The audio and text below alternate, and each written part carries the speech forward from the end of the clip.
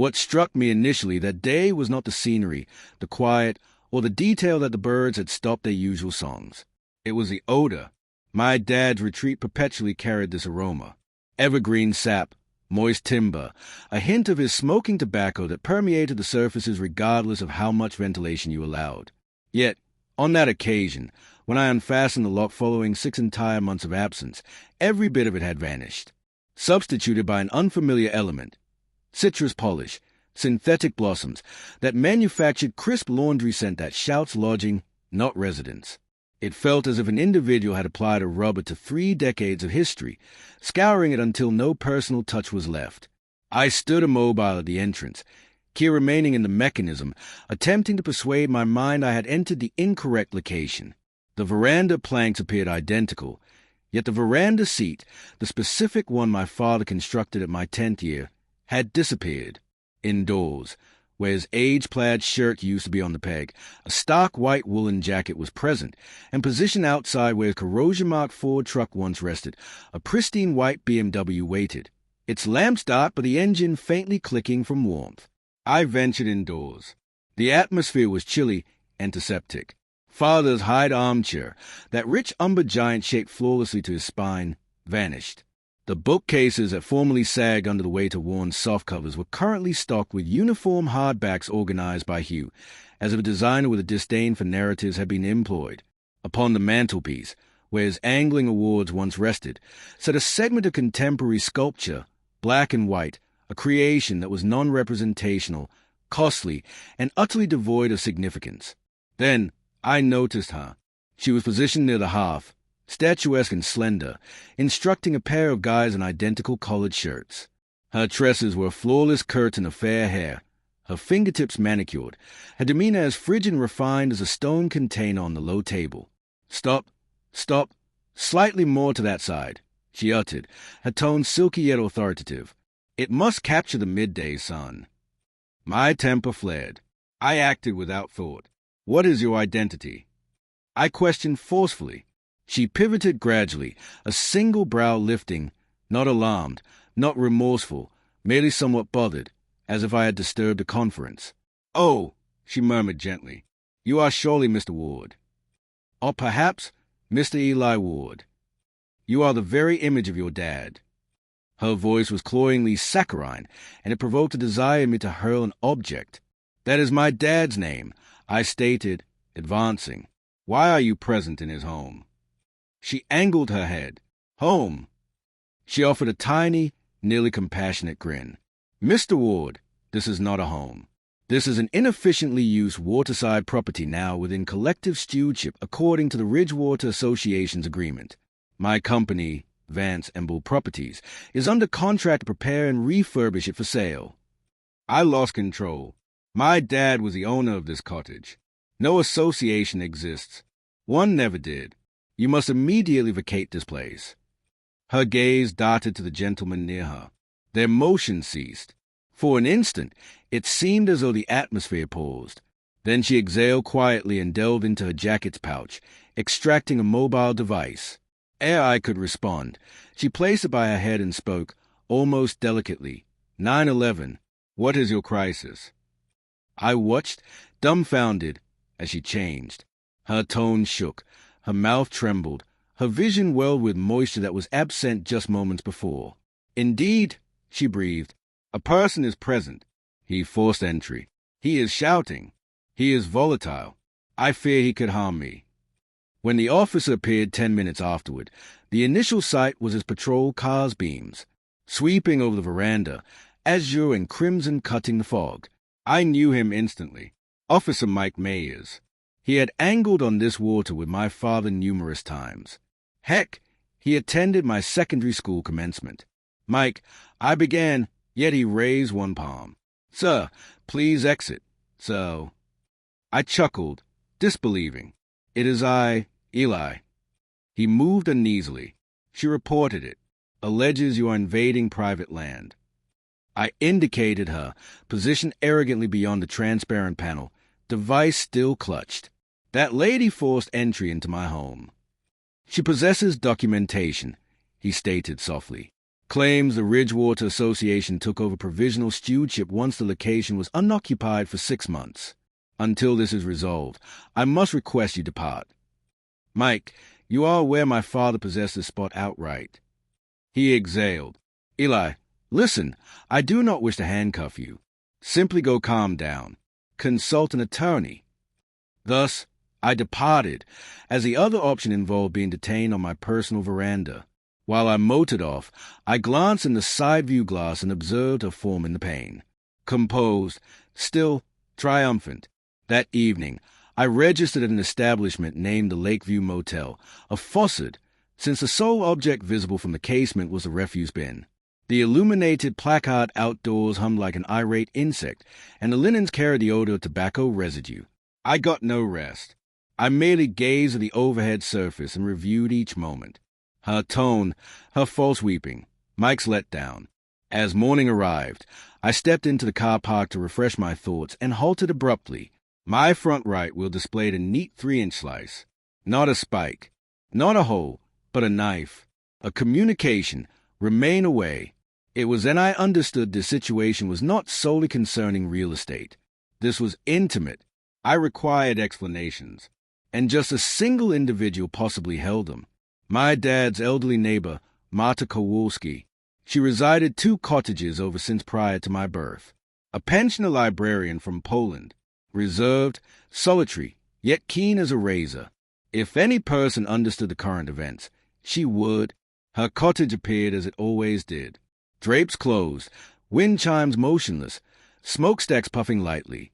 I rapped 1 time. Silence. A 2nd time. Continued silence. Upon the 3rd rap, the entrance moved ajar. A single blue-eyed gazed forth.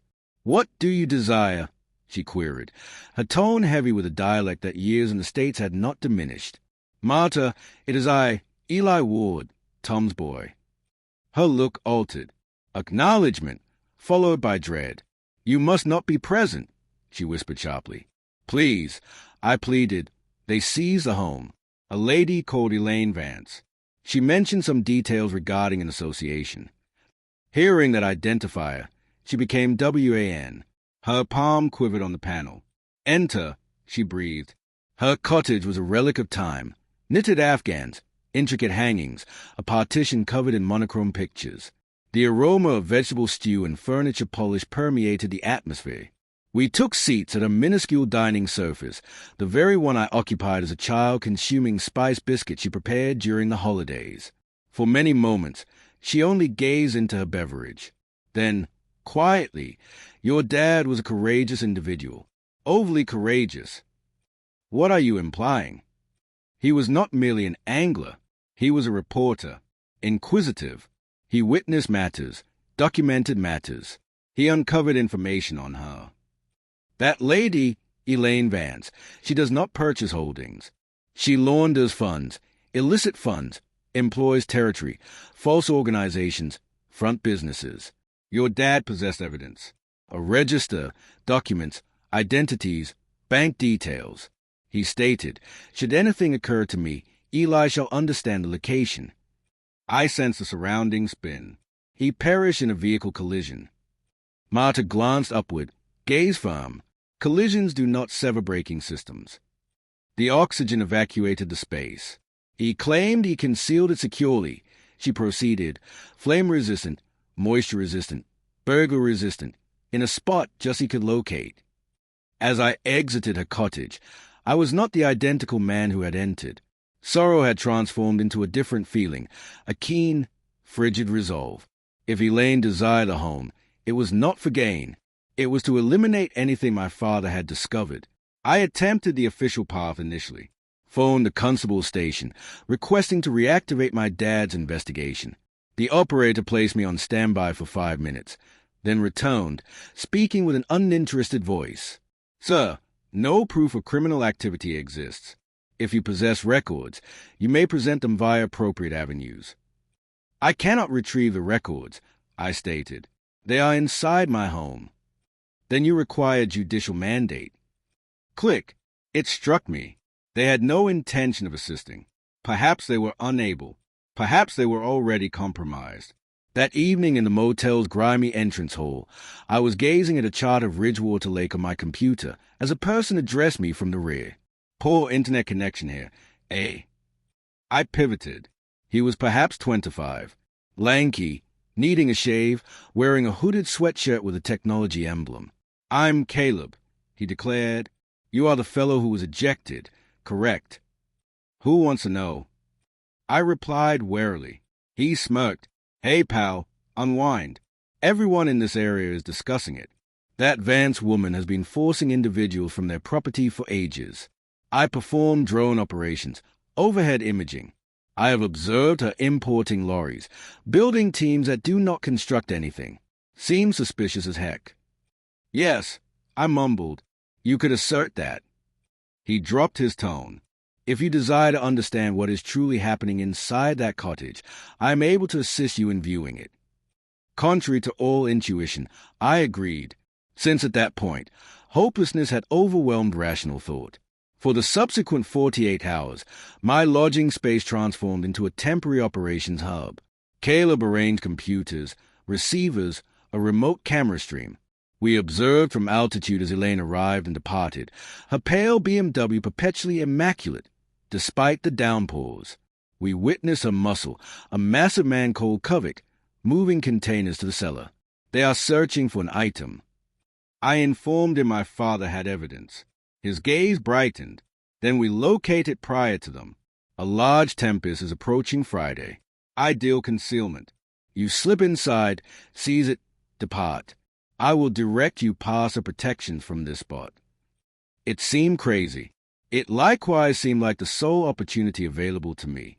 However, Thursday at dusk, when he claimed he was traveling to the village for spare power cells, I monitored the remote stream from custom. There, in fuzzy monochrome, I witnessed him conversing with Kovic by the forest border. The heavy delivered him a packet. Caleb stored it.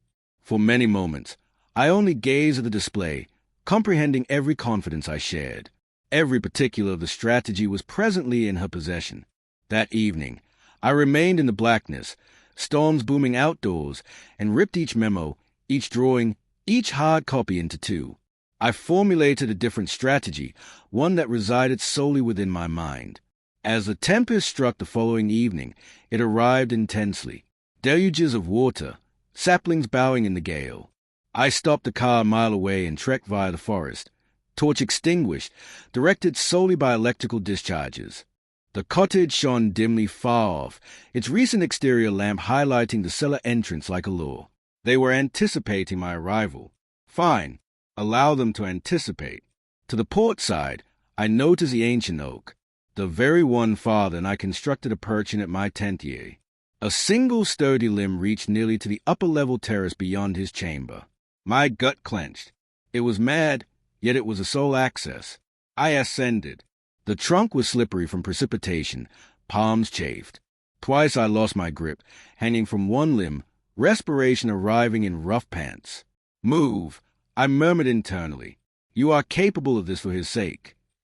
When I at last attained the terrace, I forced the aged gliding panel ajar using father's compact blade. Within the gloom, I could detect talking underneath. "Yet no indication of him," Kovic complained. "He will arrive," Elaine answered. Composed, "Sure. Males of his type consistently do. Sorrow renders him foreseeable." I moved quietly along the corridor, unshod soles noiseless on the aged planks. The storm masked the noise of my respiration. I hid after the stays and paused, observing via the banister. Kovic inspected partitions with a detection tool, tapping for empty spaces. Elaine remained near the hearth, limbs folded, her look sheer computation. As they shifted to the cooking area, I emerged and crouched near the fireplace. My fingers traced the uneven rock until I located it. The fourth block from the left, third line from the peak. Exactly as Father would mention when we made strongholds. Each fortress contains a hidden entrance. I pushed, and the rock moved. A compact steel panel materialized behind it. The repository. I turned the combination. My date of birth. The mechanism audibly released. Within lay a hide-bound book and a metallic memory stick. The breath escaped my chest. I possessed it. Then I detected her tone from my rear. My gratitude, Eli. She was positioned in the opening, grinning. You have spared me considerable effort. Kovic moved into sight, obstructing my way. At this point, she stated softly, deliver it, and we shall act as if this entire event was a confusion. I locked her gaze. You murdered my dad. Her grin broadened marginally. He was obstinate, as you are. He failed to comprehend the way matters function. The tempest howled externally. A bolt arc passed the casement, lighting up the aged animal snare father had affixed near the hearth, a relic he purchased at a property auction long ago. I did not flee. I seized the seat beside me and pushed it forcefully. It struck Kovic's shins. While he faltered, I propelled the snare over the planking. It clamped fast onto his footwear with a noise resembling a storm cracking the ground. He yelled, falling. Elaine yelled his name, immobilized amidst fury and disbelief.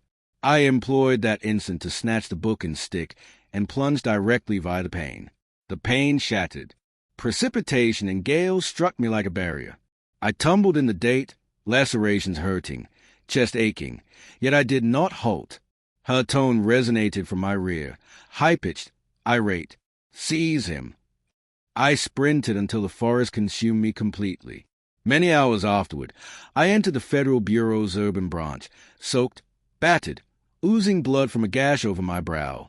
The clerk appeared prepared to summon guards, right before I dropped the book and memory stick onto her desk. Inform the person responsible, I declared. This is proof of systematic property scams, illicit fund cleaning, and homicide. They escorted me to an interrogation chamber. Pale partitions, a steel surface, a pair of operatives who seemed more apathetic than inquisitive. I recounted the entire story.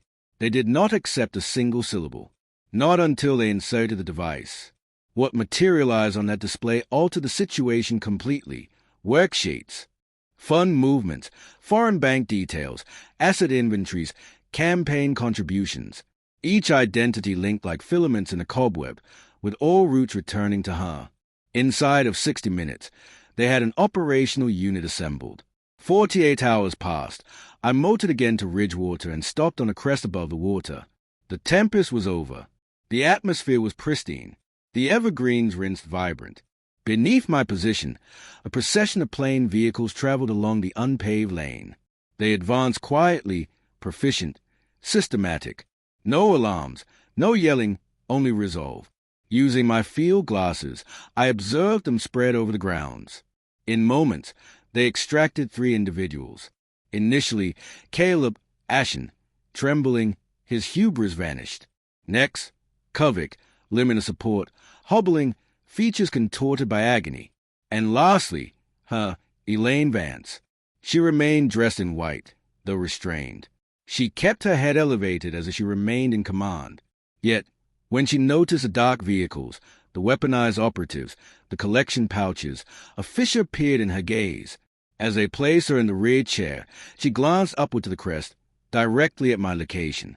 I was unable to view her grin, yet I sensed it, frigid, vowing this was not finished. 1 week passed. The Bureau relinquished the holding.